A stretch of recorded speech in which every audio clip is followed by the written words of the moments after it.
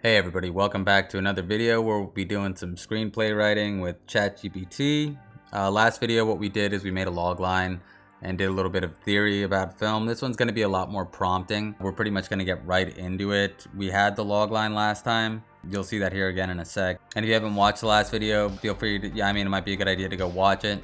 Figure out kind of where we're at. And if you want to follow along and make your own logline and then adapt this and write your own film treatment, episodic TV show, whatever you want to do. We're just kind of going through in this series on how to start with like no idea, and then we're going to go to a fully fleshed out idea. And you'll see today that this story is going to really start taking form. So what I'm going to do is I'm going to tell it that it's going to be acting as my screenwriting assistant. I'm going to give the log line and some updated information, which I just kind of came up with as I was just doing on the initial idea. And then the initial idea again was a disgraced retired police detective obsessed with a case that ruined his reputation is drawn back into a world of crime when new evidence resurfaces. We're not actually going to do that. I changed that up a little. Like I was saying, log lines will change throughout the phase you are in a project or whatever. So if you're just beginning and you're coming up, like I want to tell this kind of story about like a hard-boiled cop or something, or like a private investigator, which is what we're doing now. This is going to be like a neo-noir thing. You can change it, right? And with ChatGPT, it really takes a lot of the redundancy or like the annoyance of like making big changes after the fact, because we can do big swaths and just kind of rehash out some scenes. And then I'm never going to leave it at what ChatGPT gives me. I'm always going to go through, refine that scene and make sure it's paced well. And I can even feed it back into ChatGPT, which I've done in a video, and have it analyzed for pacing and stuff like that, because it's not necessarily going to do like all the best writing itself, but it's really good for brainstorming, analyzing, and it will get the formatting for you to just take a lot of the annoyance out of what I find annoying in screenwriting, which is like a lot of scene descripts and stuff like that. But if you don't find that annoying, this is still a good way to brainstorm. So let me go through this. The first thing we're going to do is incorporate the new elements and rewrite the log line. That way we have like the new idea in it, so I can be like talking to people about it if I want to. Like a guy at the donut shop or something, whoever you want to tell it to, or like a movie producer or something like that. That's who you'd actually want to give this to if you're trying to get it made, right? The donut shop guy might not be too connected. So next we will start to brainstorm the world and expand out the story a little bit to identify some key characters, because we have a few, but we want more. And we're going to be making archetypes and stuff like that in another video. We're going to have characters and then we're going to like fit them into different roles. We're going to achieve this by having you ask me questions about the story ordered 1, 2, 3. You'll see what that looks like here in a sec, as well as providing potential ideas for the world based on the information I provide. We will brainstorm like this until I prompt otherwise. Do you understand? It will. And we're going to leave this in GPT-3 today, just so that it goes quick. And so the free users out there can follow along if they don't want to use GPT-4. So I'll put any prompt that you see up here that's useful. I'm gonna go ahead and put down in the description. It's always that way in my videos. So if you need the prompt, go there and you'll find it. So what we've done is we've put the log line and then described it here. So we just put log line and then new information. So we'll go through that real quick. I already said this, disgraced detective. So what we're gonna do is instead of retired cop, he's current private eye maybe, and it's a noir thing now. We're doing the Legrant thing, which is something I was writing in a notepad, different ideas. He's going to steal an AI waifu. Was mob boss's AI waifu or something. And the AI waifu thing, I watched Blade Runner 2049 the other day, and I want to do something with that. So we got an AI waifu, and this is gonna get good, I'm telling you. A mob boss has an AI waifu, and maybe the police chief sent Legrant to get it. He used to be a cop, police chief may be corrupt, and he knows that some hacker took the waifu and has been holding her hostage. We're changing this to a woman. Okay, so we just gave it some new information. It's gonna give us the new log line and ask us a couple questions. It's come through, it says our revised logline. We could shorten this down too, and we would. So, disgraced private eye obsessed with a case that tarnished his reputation. We're taking that out. Is pulled into the dark underbelly of a noir world where he embarks on a risky mission to steal an AI waifu. So, however, things take an unexpected turn when he becomes entangled with a powerful figure connected to the mob and a corrupt police chief. He knows the police chief. As he unravels a web of corruption and confronts his own demons, he must balance his quest for redemption with the need to reclaim his personal life. I think we'll take that out. He wants redemption. I don't know if he has a personal life that can be reclaimed, right? Maybe he lost everything and there's no way back. In a thrilling race against time, he must save not only himself, but the hacker holding the AI waifu hostage, even if it means facing tragic consequences. So let's dive into the world of characters, and we're going to start answering these questions, right? So this is how you're going to do it. When you're brainstorming, it's going to give you some questions, you just start answering. So what's the name? His name's Legrant. And they're going to get more complex as we go. Okay, so this is where we're going to start brainstorming too. Like our ideas into ChatGPT, right? But we want to make sure that we're putting a lot of our own, like, you know, humanity or whatever into this. Otherwise it comes out very robotic. His name's Legrant. He used to be a cop. He was dirty. And he was dirty. He got jammed up one time.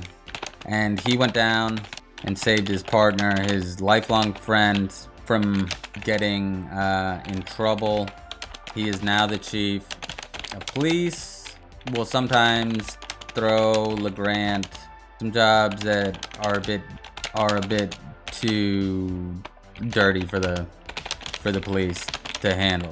You know, they want to keep some separation between like when the police are taking like bribes and stuff from the mob and actually like committing crimes. Like this police chief kind of has his own criminal organization. They're very corrupt is what I'm thinking. And he uses Legrant kind of like an enforcer. But Legrant also has, you know, a particular set of skills, whatever, you know, Taken style, where he can get in and do stuff and investigate. He's a really good cop, albeit, oh yeah, he is addicted to research chemicals. Yeah, I wanted that. So could you provide some details about the noir world in which the story is set? Is it a futuristic dystopia, a gritty urban city, or something else? It is a futuristic dystopia where access to technology means, well, there are very technologically built up areas where the rich live and the poor make do with the scraps they can get working. It's a dog-eat-dog world. And we don't need to get, I mean, we can get as specific as we want here, right? Because at the end, boil this down so that we can have essentially like a very small treatment that we could feed into another instance of ChatGPT. Because I like to do that. I like to start fresh each time as I'm doing these brainstorming sessions and give feed as much information as I need to in. But there's like a token limit when it comes to ChatGPT, so your input and output will kind of add up to 4,000, I believe, for 4, and it's less, I think 2,000 or something for 3, and 3.5 turbo I think is 4,000 as well. So, but that only adds up to like 3 or 4 pages. It'll start to lose the plot. So I'll be doing a lot of new instances as I write. Okay, so question 3: who is the powerful figure connected to the mob and the corrupt police chief? How do they fit in the story? Don't know yet. You can put don't know and just move on if you don't know yet. What are some potential obstacles and challenges the protagonist faced during his mission to steal the AI waifu? I don't think he's really gonna have too many issues, but if you think, and watch, we're telling it now to like give us like ideas, but if you think it would be more satisfying to have a bit of a challenge to start, we can give that a go. But the way I see it is he's busting in and he steals something, and then he's headed back to the station in his car. Maybe the hacker hacks the car, sends him to some shitty part of town where they attempt to get the data back. The police chief knew Legrant was on the way and is sending cops after him to find him. So we're gonna have a lot of different elements, and we're just gonna leave it at that, and we're gonna go from there. Okay, now this I knew was gonna happen. I left the prompt like this because I prefer the way it comes out when I do a second prompt. A lot of time with ChatGPT, you want to make sure that you do a few prompts to just get it kind of like tuned to what you're doing, because it doesn't always understand right away. Even if we're using the same prompt, there's more than one way to skin a cat. So if you're trying to get like a very, very similar setup to me as we go, you do it like that. And then once you put in all that first information of the initial like 1, 2, 3 questions, you should just say, you should be asking me questions and give me bullet points for suggestions for plot world as we go continuing. Just hit enter and it's going to start asking us more questions. Okay, cool. So now we're gonna go through and we're just gonna start answering these again. And then you see now it's giving us bullet points because it has more information. And every time we add more information, it's going to know more of what we're thinking for the story, and it's going to be able to look at various stories and story structures and be like, hey, try this or try this. This is something that often pops up. A trope, you know, is what they would call that.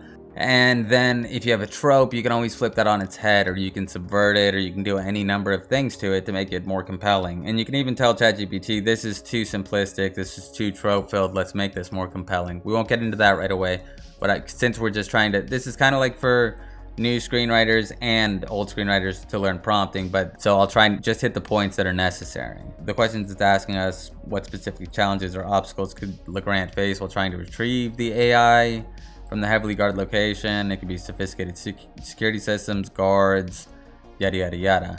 I'm not sure yet, but I know that I want the first scene to kind of illustrate his weaknesses and his strengths, right? So what we're gonna do is, so maybe he's breaking in and he's, you know, intoxicated on chemicals. Could be unrelated criminal element outside the place he's breaking into.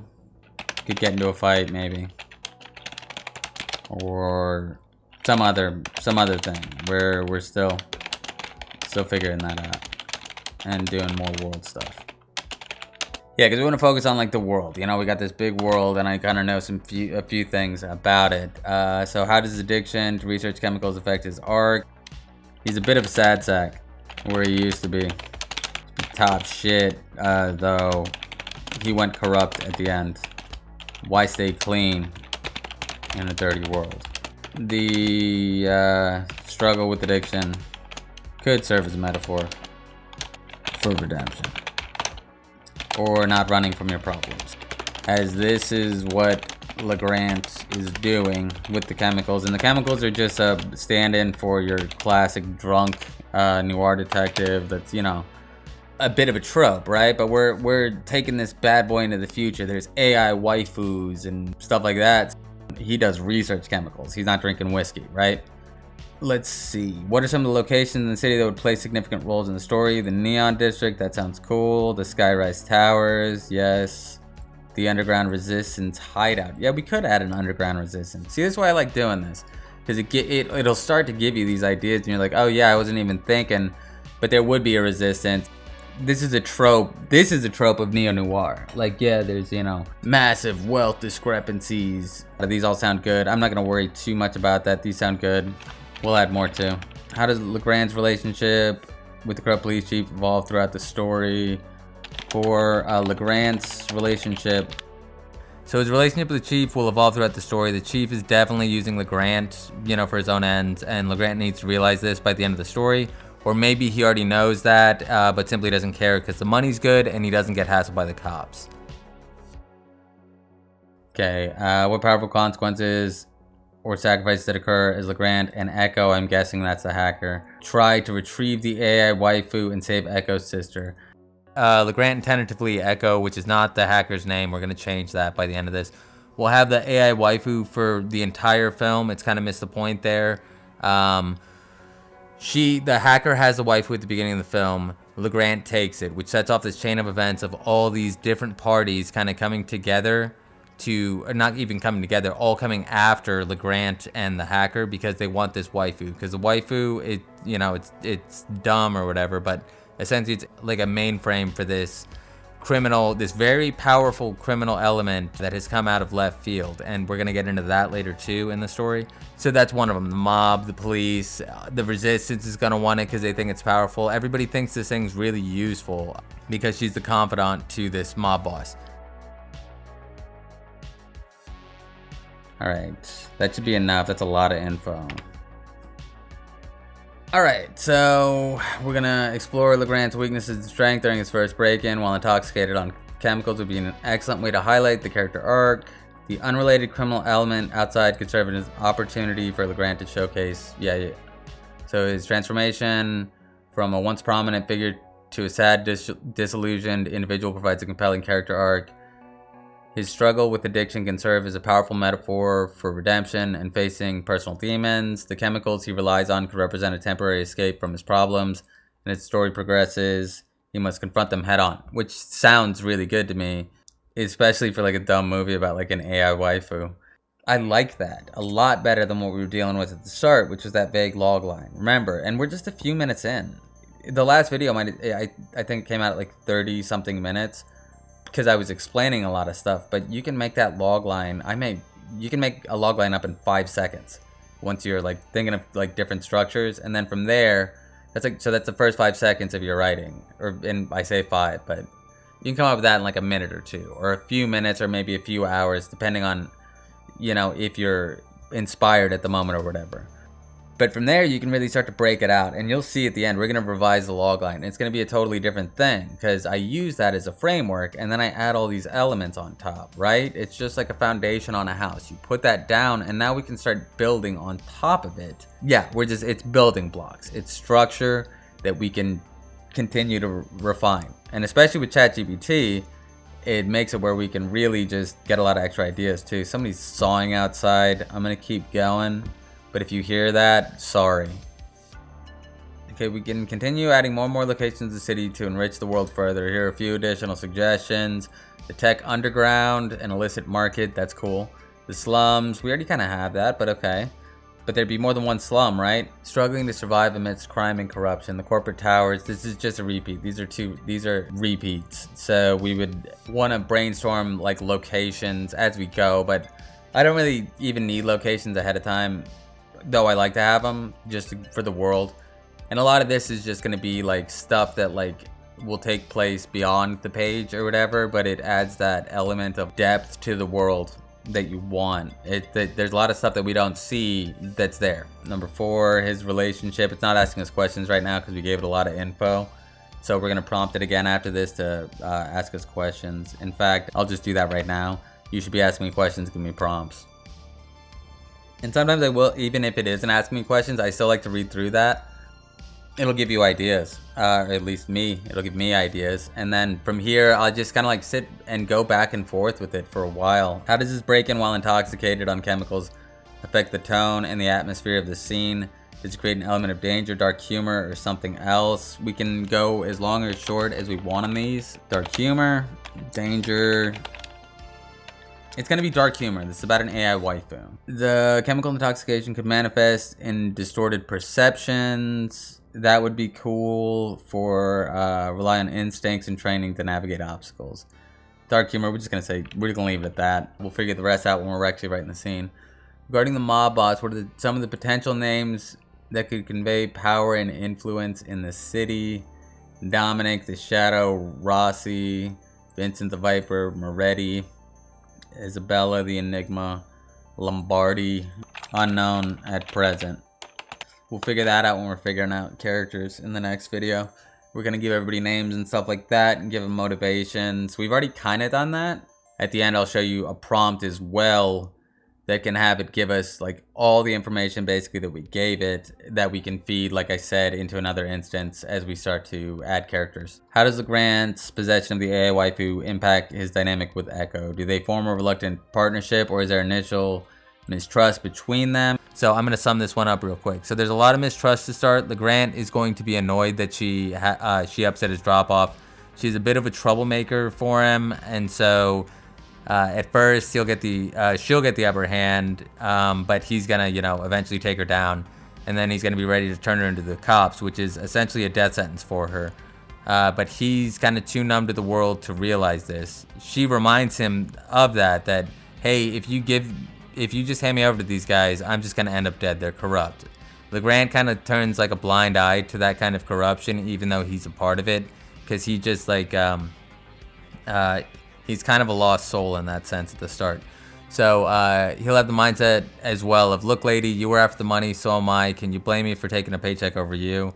This is when she's going to say, I'm not after a paycheck. I stole that because my sister has gotten involved in this mob boss who, it's not a mob boss exactly.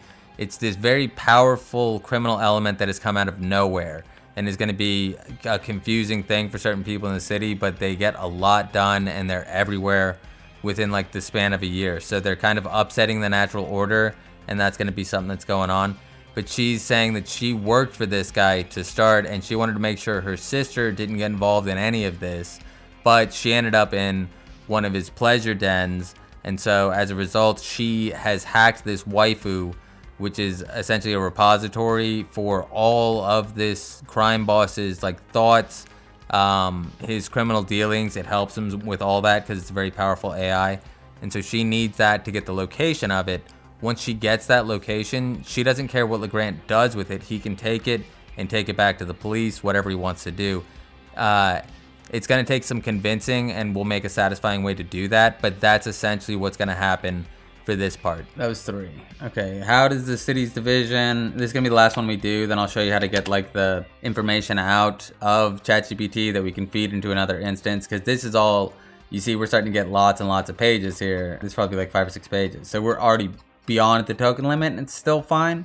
As you start writing or start adding characters, I've noticed if I'm putting like character templates in after I do like world building or something like that, it'll start to lose track of like which characters I want or forget to put certain ones in. So prompting, specific prompting and doing specific tasks and specific instances does help. So what's number 4? Are there any, or we can just skip 4 if we want to. I'm not sure yet. There's a lot to unpack here. 5. Are there any specific technologies in the city that plays a significant role in the story? Yes, the AI waifu.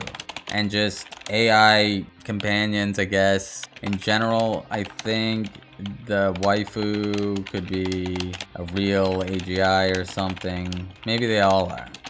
Still brainstorming. And just keep reminding it if you want. I do it all the time. I talk to it like I would talk to myself. And it works best because it's going to pick up on how you talk, you know, or how you think. So how did Legrant and Echo navigate the alliances and conflicts between the mob, corrupt police, and the resistance throughout the story? Okay, and then this one as well, I want to speed up, so I'm coming back in from the future. That's really what we're trying to figure out here. It'll be Legrant navigating these as Echo is just one of many people who wants to use him. His arc is going to be that he's coming back from the brink of despair, as well as freeing himself from the role of a tool that others use to their own end. He will want to change that. He wants to change the world now by the end of the film to fit his vision for it, or for what, not even for the world. He doesn't, Legrant's not the kind of guy that has a vision for the world. He just wants to change the world to fit his vision for what is right and no longer accept the dark, gritty reality he finds himself inhabiting, right? Because at the beginning, he's just a reactionary kind of, you know, sad dude in the pits of despair. All right, this is gonna be the last one, like I said, so we'll see what it says here. Don't let this go too long. All right, thank you for the blah, blah, blah. Yeah, how can we infuse dark humor into the Legrant story? So this is getting into the next one. So it's just asking me like, oh, how do you want to do this? How do you want to do that? I don't need to continue to sit here and write that. I will continue to write this before the next one and kind of get everything else dialed in. I'll stew on it, you know what I'm saying? And so next time I come in, I can tell it that we want essentially a story based on this treatment that I'm about to get. So from here we're gonna say, can I get a revised logline with the changes we've made? Give that to me in 2 sentences. Just reprompt if it doesn't give it to you, and like, you know, you can expand or compress as you like. Okay, this is taking a sec. Okay, cool. So the new logline, remember, if you want, go back to the intro and start. I'll put it up on the screen real quick, the original. And then after just a few short minutes, we've got an entirely new story off of a vague logline that had nothing behind it. And now we've got like an entire world of like villains and heroes and stuff like that, you know, socioeconomic divides and corrupt chiefs and, you know, research chemical addiction and all kinds of stuff. So in a gritty futuristic dystopia, disgraced private eye Legrant teams up with the shapeshifter femme fatale Echo to steal an AI waifu. No, he steals it from her. Okay, if it has any issues, just do something like this and then say, please revise. Right? It's always going to have issues. You're never going to be able to follow along exactly with what I'm doing, but this is more like to show you how to use ChatGPT and provide screenwriting insight. So in a gritty dystopian future, Legrant steals an AI waifu from Echo, a shape-shifting femme fatale. When Echo hacks Legrant's car to retrieve the stolen AI, they reluctantly form an unlikely alliance, embarking on a perilous journey together to save Echo's sister and uncover the truth behind the AI's significance, navigating a treacherous world of corruption and power. So that's pretty good. a lot different than what we were getting before. And because we don't have the full story, it's not going to be as, you know, like verbose about like every plot point that it's going to hit, but it will as we add on to it in time with like scenes and stuff like that. And so let me give me a summary of the story that will provide all the relevant details I provided today that I can use in another instance of ChatGPT and as a jumping off point in another instance of ChatGPT and continue writing. Does this make sense? Make this as verbose as possible.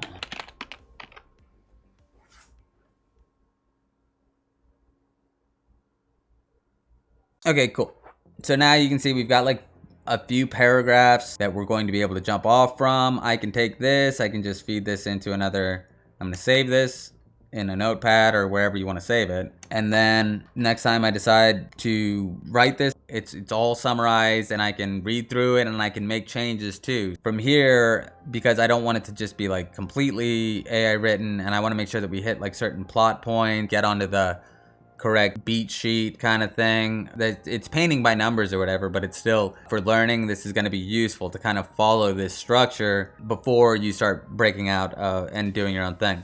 From here, you can really just be like, okay, in a dark foreboding metropolis, that's your status quo. Where the division, this is essentially all status quo.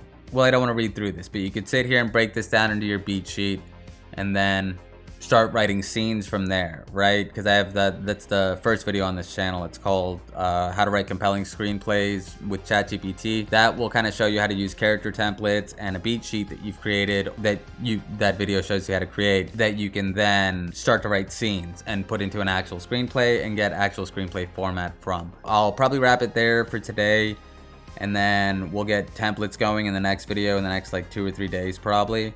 And if you're following along or doing your own log lines or anything like that, make sure that you just kind of play around and really sit and think about it for a little while, not even in front of ChatGPT, because sometimes you'll have really good ideas after you sit and process for a while or think about it. And make sure you practice this with writing. Practice is going to make it a lot better. So make sure you like, comment, and subscribe if you like the video and you have anything to say, and I'll see you next time.